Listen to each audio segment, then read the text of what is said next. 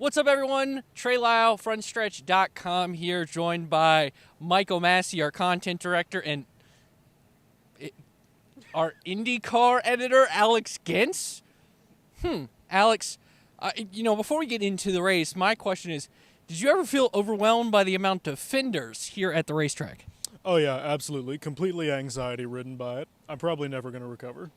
Well, you have a race to cover tomorrow, so we'll have to get through that. But let's talk about here the Weather Guard truck race won by Christian Eckes. And I'm going to go to you first, Massie. Most impressive part, simply put, is Christian Eckes straight up beat Kyle Busch in a race that was, one, very clean, and two, very entertaining.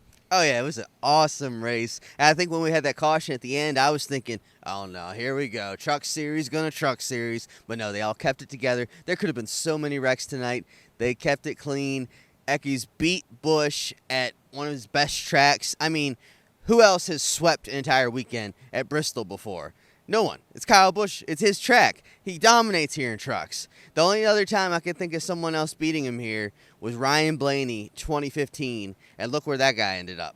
So I think we got big things in store for Eckes after a performance like tonight. That's still pretty good for Christian Eckes, who did race at KBM at one time and basically kind of got dumped by him.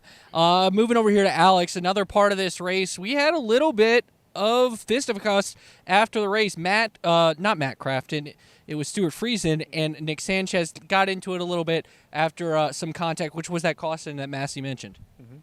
Yeah, I don't know what the deal is. It wasn't Matt Crafton this time, Stuart Friesen this time, but Nick Sanchez seems to be developing a proclivity for finding himself in these kind of situations. I really don't know what to make of it as kind of the outsider looking in, except there's a common denominator, and that makes me wonder. I will ask you this, being the IndyCar guy, this is your, first time kind of this close to the action. What did you think of it, being your first kind of up close and personal reaction to it? I was absolutely blown away at how clean it was, all things considered. We spent the entire day listening to drivers talk about the track surface was uncooperative, everybody was on the edge in qualifying, and the racing wasn't tame tonight at all, and somehow we came away with just a handful of cautions and zero infield care center video, which is a very rare occurrence for us. Might be the most shocking thing of the night. The reason I said Matt Crafton instead of Stuart Friesen there and got them mixed up is because this guy next to me wrote a great article about Matt Crafton, who had a top 5 run, actually was contending for the win with Kyle Busch and Christian Eckes at the end. Great run for Crafton tonight. Yeah, I wrote about how it looked like the Matt Crafton of old. Just a long run. He kept chugging along, picking up spots. By the end of the race, he moved into the top 5. He was tracking down the leaders. That caution came out. He had a long run truck. That messed him up. He needed a long run to catch up to those guys and contend for the win. But a strong start to this year for Matt Crafton after, maybe some people thought he was washed. I mean, it's his 24th year in this series.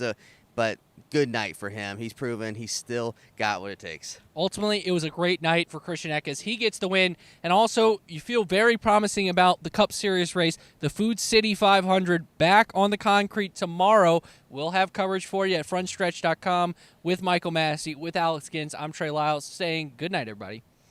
I got to look up what proclivity means.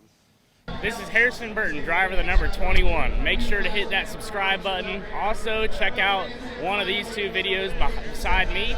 Visit frontstretch.com for more racing content.